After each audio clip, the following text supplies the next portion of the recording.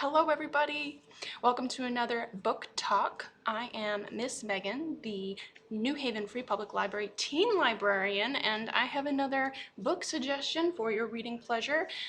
So November. This month we want to celebrate Native American Heritage Month. It's pretty exciting. The list of Native American authors has definitely grown and become more numerous in the past many years, which is really exciting, and the books that we could read from that list is also quite numerous. So I wanted to recommend one of those books to you for our dystopian readers out there. If you love the Hunger Games, if you love the Divergent series, there's so many great dystopian books and series to choose from. I have another one for you, this time featuring a native story, one of the first nation people. Okay, so this book is called The Marrow Thieves by Cherie Dimaline. She is Canadian of Métis ancestry, which is a native tribe in Canada. So she wrote this book and has won numerous awards for doing so. So she's taken a dystopian tale, imagining a future that is bleak and dark, and showing us also some really interesting native folklore and history combined into that. So it's a great story, especially if you want to get some exposure and learn a little bit about native cultures.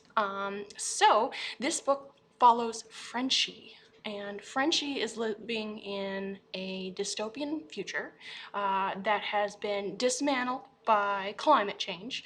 So the book definitely has like an environmentalism scope to it.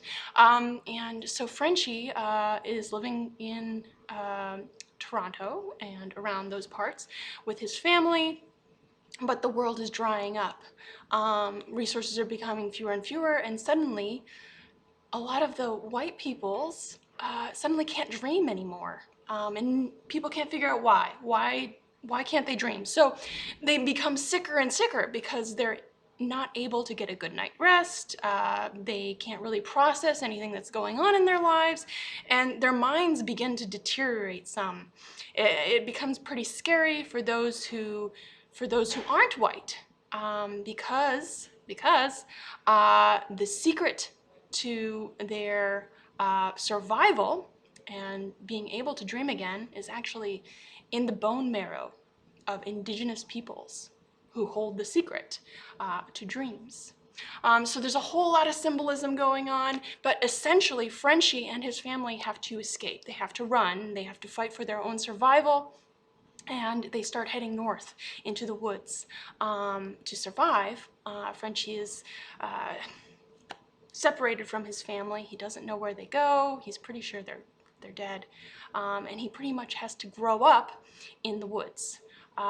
He eventually runs into a traveling clan of indigenous peoples from different nations around North America, and he joins up with them to survive. He learns a lot from them, and he learns their stories. Each one of them is able to share their story. It's actually a really thin book, but they're telling you so much in so little time. So it keeps you going. It's a pretty exciting read, and I definitely love that folklore that they're embedding into it. Lots of symbolism, like I mentioned before, but it's overall a survival story. It's really exciting, it's really adventurous, and they are on the run. They get to a point where they have to decide, do they want to run, keep running forever, or do they need to stand up and fight? So this is a story of family, survival, and making it on your own in a world that is pretty tough, pretty hard.